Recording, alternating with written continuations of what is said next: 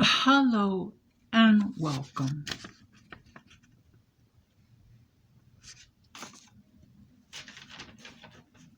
There's an earthly, worldly side to radical. It's also known as sin. However, God's love for us is so radically fierce, He sent His only Son to death on the cross so that we could be forgiven.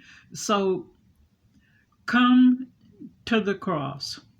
It's the place where radicalness begins.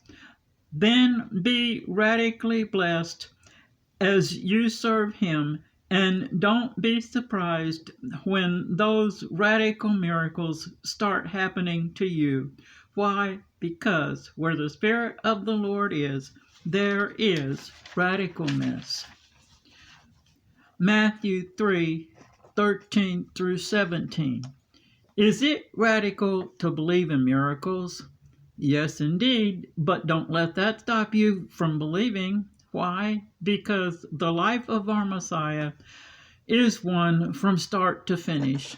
Nothing about Him is ordinary, yet He touched the lives of ordinary people everywhere He went. Who else would take fishermen and tax collectors to use them to change the world? Would He take any of the credit or the glory for any of those things? No. He gave it all to His Father. Then, in the book of Acts, God really goes radical. How? He chose Saul, a man bent on killing Messiah believers, and changes him into Paul, the first missionary, and builds his church foundation. He took Paul from one side of radicalism to the other. That's exactly what He wants to do with us. But first, He has to take us to the cross, where we get washed in His blood. Then He teaches us the truth.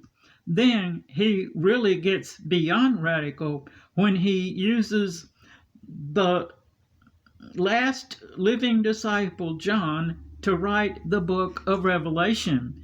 John starts off with writing 7 letters to 7 churches, telling them to clean up their act because Messiah is coming back. Those 7 letters tell us how to be overcomers. Then there are 7 scrolls, 7 angels with trumpets, the false prophet, the Antichrist, 7 bowls full of plagues. There are 4 horsemen, 1,000-year reign. The devil finally gets his just reward. The dead are judged over them, then go, but the dead are judged. Oh, then the good part comes, the new heaven, the new earth, and the new Jerusalem. Then, oh glory, Jesus comes for His bride. There's a wedding and a party like none we have ever seen down here. We get new bodies that won't get sick or wear out, and eternity begins. Yes, all of the above is radical, but it's all true. We are in for one radical celebration. Is it all hard to understand? Yes, but most radical of all is we don't have to understand it. We just have to believe it. I do. How about you? Let's finish this radical earthly journey together. God was and is radical for you. Be radical for him. The Bible is radical from cover to cover.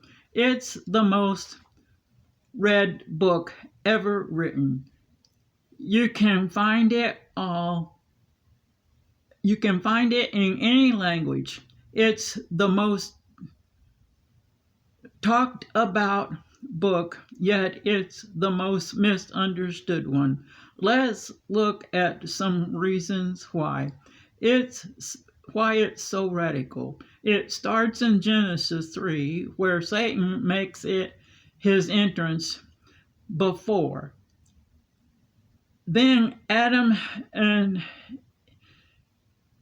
Eve were innocent of sin. Then in verse 4, their spirit eyes are open. And in verse 17 through 19, God gets radical and evicts them from the garden. In Joshua chapter 6, we get the story of how God took down the city of Jericho and how he turned the prostitute Rahab into a princess. She hid the spies in her house. One of them was named Salmon, who married her. Exodus 1:20 through chapter 2, verse 10. It's a radical story of how God saved Moses as a baby so he could grow up to take God's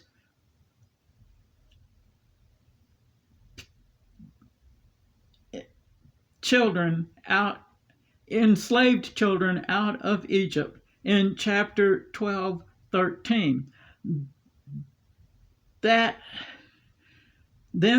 Exodus really gets radical in chapter 17, verse 18, tells us why he did it. It was radical to wipe out the earth of everyone but Noah. Yet that's just what God did in Genesis 6. Verse 58 tells why he chose Noah along with verse 22. Let's check out another way God saves his children, and yes, it's radical. Daniel 3:12 through 26. That amazing story. These amazing stories tell us why it's not radical to call on God when we need help of any kind. In Daniel 6, there's another example of God's radicalness. Those 10 plagues were his radical way of getting his people free. Then he went so far as to drown their enemy. If you think the Old Testament is radical, let's look at the New Testament. From Genesis to Malachi, the Old Testament is full of prophecies about the coming of a Messiah. Then, for 400 years, there's no voice of prophets. Then, suddenly, the New Testament begins, and those prophecies from the Old Testament start getting fulfilled, starting in Matthew 1:18 through 25 and chapter 2, 5 and 6. Even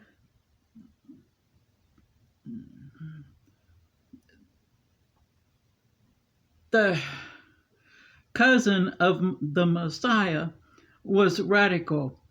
Luke 3:2 through 6, fulfilling Isaiah 40:3 through 5. And not only that, but he baptizes his cousin, the Messiah. And it just keeps getting more radical from there with our precious Messiah going to the cross for us. You may send your prayer requests to answers@gmail.com.